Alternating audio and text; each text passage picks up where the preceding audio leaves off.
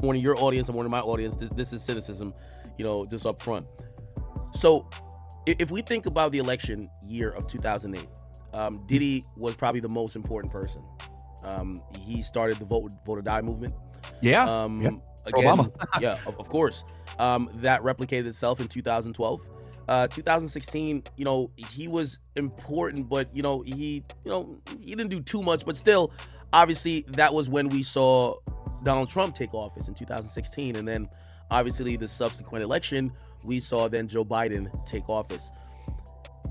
This sounds crazy for me to say because I'm a rational person most of the time.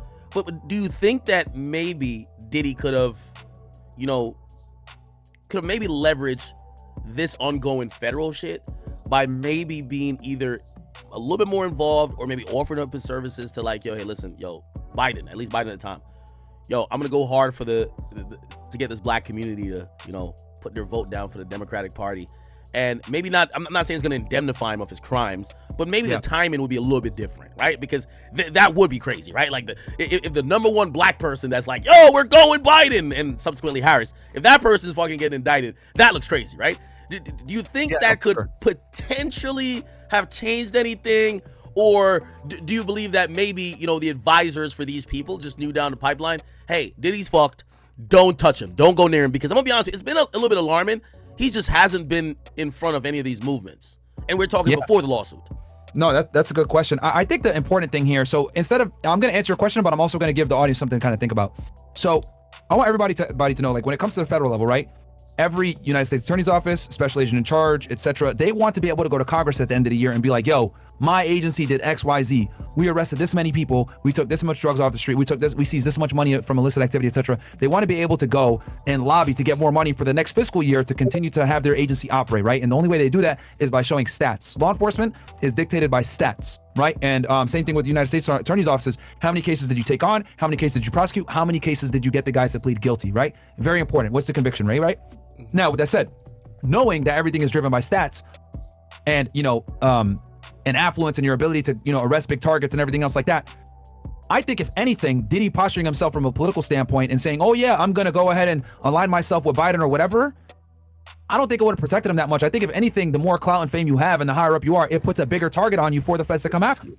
Because they want to be able to get those headlines and be like, yeah, we were the office that successfully indicted XYZ or did 1, 2, 3, whatever it may be. Now, and I know people have their conspiracy theories and everything else like that, which I totally understand and respect, right? But what I will say is, ask yourself this question: does the government benefit and get clout from putting this guy behind bars and prosecuting him? If the answer is yes, more than likely they're going to actually go for it. That's why they went after Trump. That's why they went after Hunter Biden on the other side. That's why if you look at this assassin that they got that tried to kill Trump yesterday, I think the FBI is going to try to go after him and build a federal case. Right now he's being held in state custody, but I predict that they're going to try to build a federal case in the next 72 hours. And the reason why is because the FBI has a lot of egg on their face right now from the failed prosecutions of Trump, from the failed Matthew Crooks investigation from Butler, Pennsylvania, where they still can't find a motive or whatever. So they're going to try to make an example of this guy. And if it allows them to get more clout, more notoriety, and kind of repair the public distrust for the federal government right now, they're going to try to do it because it will benefit them and allow them to be able to get more funding in the future. So you always got to ask, what's the bottom line? What's their incentive to get this done? And if the answer is they get more clout, more fame, more notoriety, and they're able to obviously use that to lobby for more funding in the future, then they are probably going to do it. Now, does that mean that there aren't corrupt agents that don't do bullshit? Of course there are. Absolutely there are. That are politically motivated? Of course. But I think that agencies are always going to do what's in their best interest to get more money and to get more notoriety. And a lot of times that means taking down the biggest people that they can or unraveling the biggest conspiracies that they can. Okay. I'm still having my tinfoil hat on, and it's fine if you're it's good to question it, man, because a lot of it is bullshit. I agree with you. Now, I've heard this from so many people. This is a point that I've heard so many times. They said, by the way, I think Reggie Wright even said this. They said Diddy is not a type of person that will tolerate being in a jail cell for the rest of his life. And they said if it ever came down to it, and I think you know where I'm going, he might seek certain type of alternative measures to, for lack of a better term, he ain't staying in that cell alive. Yeah.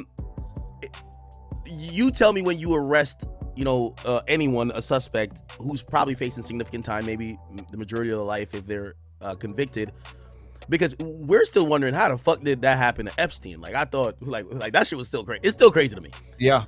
Is it a situation where they're definitely making sure you know, hey, you're gonna be wherever he's at now. You're watched 24/7. We got to make sure everything's on the up and up. I think for now, they won't have to cross that bridge because I do genuinely believe he's going to get bond. I'd be shocked if he didn't get it. I do genuinely think that they're going to give him bond, even if it's a house arrest. Just with the level of cooperation that his defense team has exhibited with working with the prosecution, I would be shocked if the AUSA kind of like double-crossed the attorney and said, nah, fuck that, we're going to push for him to be held. Because the thing is like, these attorneys, they know each other, man. A lot of the time they went to the same law schools. They've worked together maybe at an ADA's office or a private law firm, right? And then, you know, they went on to did different things. So these attorneys all know each other. They're all part of the bar. So what I predict is there's probably maybe an agreement that was made. Look, bro, he's going to cooperate. He's not going to give you guys a hard time. You know, we're going to let you guys know what's going on. The arrest will be simple and smooth. You will have no issues. We'll cooperate, but do me a solid. Let my guy get out on bond. Okay, AUSA says, look, all right, we'll play ball. We're not going to object to him being out on bond. That's fine. And that's really it, because if the government doesn't object to him being out on bond, because the defense is going to say, Your Honor, I want my client to be out on bond. He's not a danger to the community. He has children. He has a business. He has employees, blah, blah, blah, blah, blah. So they're going to kind of list out their case as to why he needs to be out. The government is not going to object to that. That's strong for the judge, because he's going to look at it like, okay, government, you're not objecting to him being released on bond? Nope, government doesn't have any objections. Cool. They're going to probably release him. That's what I predict is going to happen. Hey, okay, so TMZ has a bunch of photos of Diddy literally walking around as early as 8 p.m. Eastern time. And he's walking around, he's taking pictures, he's posing with people, he's with his son. Yeah. Do you believe the feds were like, just keeping a close eye on him if they're going to arrest him pretty much like maybe an hour afterwards? Like, if he's taking a stroll in New York City, because it says just a couple hours before Diddy got busted, he was confidently strolling around New York City with his son, King Combs, even stopped to greet some fans, take some selfies. Yep. What does the feds do then? They're like, yo, he's leaving the hotel, he's just walking around. What do you do? No, I mean, he's a famous guy. They probably observed this multiple times while doing surveillance on him, that he kind of just walks around and is living his life. I will say that I've noticed that since Diddy's kind of like had these looming charges on him, he's done a very good job of like maintaining public, how do I say this, seeming pretty positive publicly. Being outside, being pretty positive, taking pictures with fans, not being like, negative or hateful or angry or, full of despair. I'm sure it probably weighs on him when he goes home, but I think he's done a good job of publicly seeming like he's fine and cheerful. So I think the agents are probably used to that at this point, that he's kind of been keeping up this thing, this facade going for the past few months while he was because if I was his lawyer, I would tell him to like look happy when you're outside, just so it looks good in the case. That's what I would say if I was his lawyer. I'll tell you this though, he's probably gonna have one of the deepest sleeps that he's had in months. Anytime that you know that you're gonna get indicted with criminals, they knock out right away after they're arrested. It's interesting. Damn. Yeah, I can't tell you how many times it happens, because they're stressed for months knowing that they're gonna get arrested by the Fed. So when they finally do get arrested that first night, they pass out, man. It's actually interesting. Yeah. I didn't even know that. Yeah. Wow. Yeah, they pass out in the car a lot of times while you're driving into jail. Yo, I can't see. I gotta see Diddy in cuffs. I don't believe this shit. Like, again, and it's not because I don't like. I know I asked a couple cynical questions, but like Diddy just seems like above this shit. I'm gonna be honest with you. Like he's just, it's crazy. Like we've never seen a guy this powerful in hip hop. Think about all the most powerful guys in hip hop that we've seen arrested. Suge Knight. This is like Suge Knight got knocked out by a barber. Like he lost pretty much death row. Like he was not the same guy. Didn't have power, influence. Didn't even have respect at that point. No disrespect to him or his son. I know his son watching me from time to time. But Suge Knight was a former shell of himself. R. Kelly, Prestige was pretty much in the dirt. Like he wasn't doing these big tours. We all know him for having a lot of talent. But we weren't seeing this guy. Like we were seeing him like pop up. He was getting a lot of love in Chicago. Like he was doing like these shows, like we would see like these older women like say we don't give a fuck, we love him, but culturally he was still shamed and he was kind of almost ostracized. So by the time he did get arrested, there's no one like, oh my god, like it's kind of everyone's like, all right, good. I'm just trying to think of powerful people like chat. You guys could help me name, because we're only in shock, and I imagine this happened to the movie industry with Harvey Weinstein as well, right? Because nobody thought Harvey Weinstein could ever be arrested, and then it happened. Who else? No, I mean, it's it's always like, and this is what the feds like to do, man. They like to go after people that are untouchable, right? So I'm not surprised that Diddy was a target of this investigation. Obviously, they put a lot of money and resources in it because of who he is and how big he is and how untouchable he is. The one thing I will say though that's kind of surprised me is I have not seen anyone come out to Diddy's defense and say he's innocent or say that they support him or anything. I haven't seen anyone publicly do that, which is very strange. Well, Akademiks, question for you, brother. We know the music industry is very political, right? And in the industry, I'm sure Diddy has info on people, like some dirt on them. I guarantee you, like he has maybe like video of them doing some stuff behind the scenes, or maybe like he hears some rumors about people. So he has a lot of things he could expose about people in the industry, right? You think he's gonna say that now that he's being locked up? What do you think? You know, that is a good question. Here's the thing. If you have a video of motherfucking, like, no disrespect to him, like YK Osiris sucking your cock, nobody gives a fuck. Like, whether it's true or not, right? It's just based on who we're talking about, right? Like, you're Diddy, that's YK Osiris. And again, I'm not throwing him under the bus. I don't think he's get all, but still, like, okay, think about Trey Songz. Okay, we don't give a fuck. So the only person he could have something on that we would give a fuck, and I guess, you know, I was gonna ask Myron this too, is like, there's this Jay-Z element that everyone has been skating around, right? And it's very interesting, right? Because we just seen Foxy Brown commented about this. You know, she put like the startled-eyed emojis. Then she says, shit about to get really crazy. Now, she's more synonymous with, you know, her time or her, her association with Jay, you know, as, you know, maybe you could say Lil' Kim is more associated with her, you know, time or association with Diddy. And when you hear Foxy say this, you start to kind of like think, like, what was up? Now, obviously, you know, I don't want to get into some of the weeds here, and I know I've done it before, but they do say things about Jay-Z, except I do think Jay-Z is just way more shrewd. I've heard this from a few people in the game, and, you know, it kind of goes to Myron's point about continued, you know, behavior. They said, hey, nobody's saying Jay-Z was as wild a boy as Diddy, but they said, for any fuck shit that Jay-Z ever did, he cleaned his act up over 10 years ago. So he just ain't been the same person.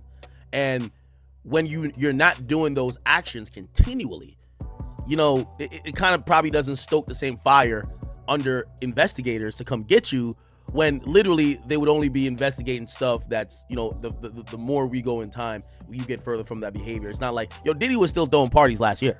Like, literally. Diddy was throwing parties last year. Like, he didn't give a fuck. You know what I mean? Like, people were telling, yo, Diddy went to the Breakfast Club. They literally said, Diddy, you're 50-something. When you gonna slow down? And he said, age ain't nothing but a number.